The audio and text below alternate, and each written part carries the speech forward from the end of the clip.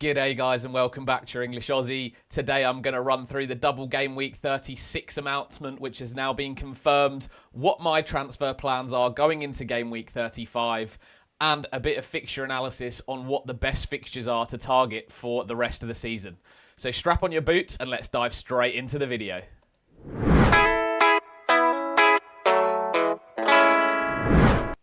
So first up, double game week 36 has now been confirmed. Manchester City do double with Crystal Palace in game week 36. As you can see here, Palace will have Everton at home and Manchester City away.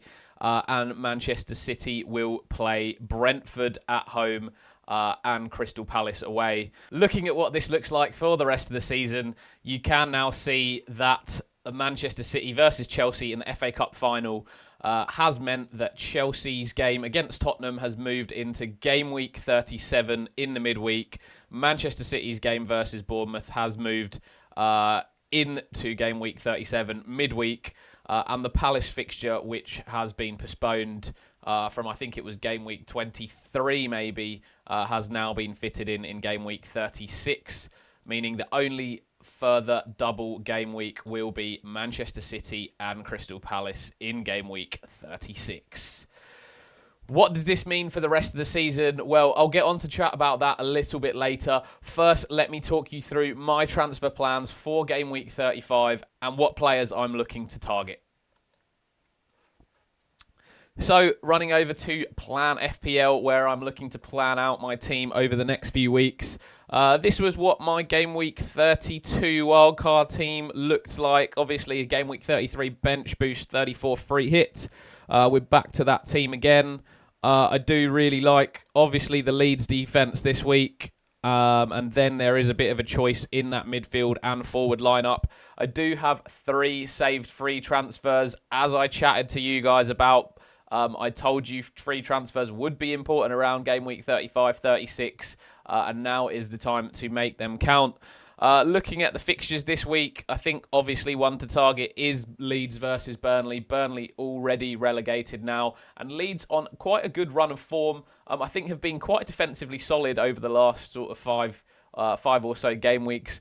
Disappointed not to make it through to the FA Cup final with a tough 1-0 loss against Chelsea. But someone that's really shone through for them over the last few weeks and that I do really like is Okafor of Leeds. And I am going to use one of my free transfers this week to remove Ampadu and bring in Okafor to be able to play in my team. The other option for me this week is what to do with Cole Palmer and João Pedro. We'll have to wait and see a little bit on what their fitness news is going to be. There is a lack of Arsenal players in this team. However, they do have that fixture with Atletico Madrid either side of the Fulham game in game week 35. I don't expect Arsenal to be resting many players as they are still fighting on both fronts for the Premier League as well. I think Gabriel is someone that likely will come into my team for game week 36. I will have 2 free transfers in 36 to target the players that I would like. I think I will be avoiding Palace in the double game week. I'm not convinced that it is great fixtures for them, Everton and Manchester City. And I do think that they will be living their best beach life in that period of time as they build towards potentially a Europa Conference League final after game week 38. Very interesting run-in we do have to this Premier League season. 2 of potentially the most disliked managers around in the Premier League in Mikel Arteta and Pep Guardiola, unless you're an Arsenal or a Manchester City fan, that is, competing right up to the end for that Premier League title. If you do fancy yourself as a good manager, you like to think you can manage a football club, perhaps even build a club from scratch, check out this game that I do want to promote for you. It's called Footium. Here's a little clip of how it works. This is the match engine where you can watch your team play, make those tactical tweaks, and compete against others in daily matches. This is the tactics screen where you can set your tactics, choose your optimal formation, whilst managing your players' conditioning for each match to get that all-important win. Every player has stats that matters. Things like stamina, leadership, and what foot they play with. These aren't just numbers, they affect how your tactics play out on the pitch. You've also got the ability to win real money rewards based off where your team finishes in the league. You now even have the opportunity to customize your own stadium, increase the capacity, change the colour of the stands to suit your teams. All of this comes as part of the new upgrades the team have been making and continue to make as this game continues to grow.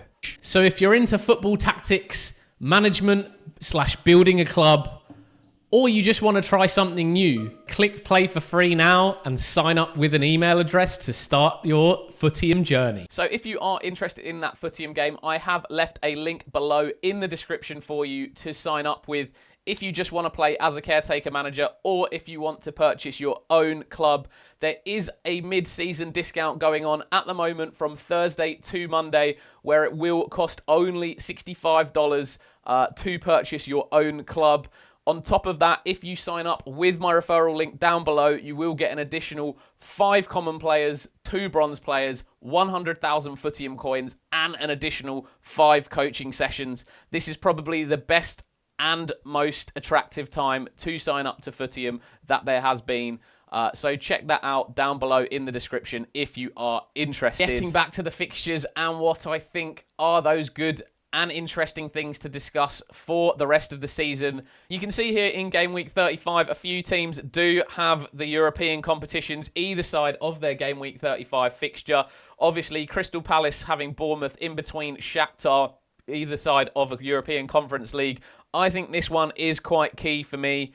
Looking at this, you can obviously see that Palace are in a stage at the moment where there's not too much to fight for in the Premier League. I think they're a little bit too far away from making Europe through the Premier League at the moment and will be focused mostly on the Conference League. And therefore, I do think that game against Bournemouth is likely, they are likely to rest a few of their attackers. Palace generally don't have the defensive cover to be rotating, but think Wharton, Kamada, Sarr, Mateta, those are the players that I do think might be rotated in that Bournemouth fixture in Game Week 35. And I do think those Bournemouth defenders are really nice to have for that game week. Outside of that, Aston Villa often turn up a little bit lethargic in that Game Week 35. As I discussed, I think that Tottenham fixture might be quite nice for Tottenham, actually, with Villa pretty set in the top 5 for the Champions League qualification spots already, and potentially much more focused on Nottingham Forest. Outside of that, if you are looking for some nice attacking fixtures to target, Arsenal with some nice fixtures through to Game Week 38. Brighton also with some nice fixtures over the final 4 game weeks. As well as that, Leeds do also have some nice fixtures over those weeks. So those are the 3 teams that are quite interesting to target over that fixtures run. That does work out quite nicely for those of you that were on a Game Week 32 wildcard. Most likely would have had 3 Brighton players and also 3 Leeds players. So if you are looking at some teams to target over that fixture run, I do quite like the Brighton and the Leeds attack, and that is one of the reasons I have gone for Noah Okafor for this game week. Outside of that, there obviously is the double game week in Game Week 36. However, I do think the double for Crystal Palace of Everton and Man City is not that appealing for me. If I were to be targeting Palace players, it would only be their defence that I would be looking at. I would expect their forwards to maybe get a little bit of a rest in some of those games and not be playing back-to-backs in the doubles. And looking at that from a defensive perspective, I wouldn't be keen on having Crystal Palace up against that Manchester City side. The 2 that I potentially would be considering are Maxime Lacroix and Daniel Munoz. But I think for Game Week 36, I'm probably going to go against the grain and go away from the Palace double game week players, focusing on those single game week players such as Brighton versus Wolves, Arsenal versus West Ham, and Leeds v Tottenham in that game week.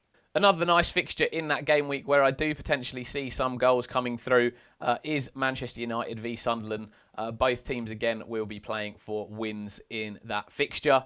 Obviously, I'll continue with the 3 Manchester City players for that double in Game Week 36. And that setup really does lend itself to my team for Game Week 35 and Game Week 36. Having that Bournemouth defence against Crystal Palace, having the Leeds defence and Okafor against Burnley, with also a Tottenham and a West Ham fixture coming up. The triple Manchester City for that double game week in game week 36. I would potentially have a Cherky over a Semenyo if I was looking to bring someone into this team at the moment. However, I don't think it's worth the transfer to make that move. If you had heard Pep in his press conferences, he is looking to sort of play that same team through to the end of the season. I do expect Cherky to be starting in all the remaining 5 fixtures for Manchester City. Obviously, Bruno Fernandes still going for that assist record, a really nice pick in the team. And then the other slots that I am looking to work around are those Palmer and João Pedro and what I can possibly do with them over the next few weeks. Again, Danny Welbeck I think is quite nice, especially for that Wolves fixture and potentially for Leeds in game week 37, depending on how Leeds go over the next few game weeks. And if they start to rotate some players, if they do get safe in the Premier League. Diego Gomez, obviously with that horrendous injury, really unfortunate for those of you that went with him. He's been playing fantastic for Brighton so far this season. Really unfortunate for him, and it does look like he might be missing the World Cup, which would be a real tragedy for him so far this season. Another spot where we can be looking to make some transfers in game week 36. That about rounds out everything I want to say and talk about today. Thank you so much. If you have watched this all the way to the end, please don't forget to smash that subscribe button, like the video if you have watched. This has been your English Aussie, and I will catch you later, guys. Thanks so much.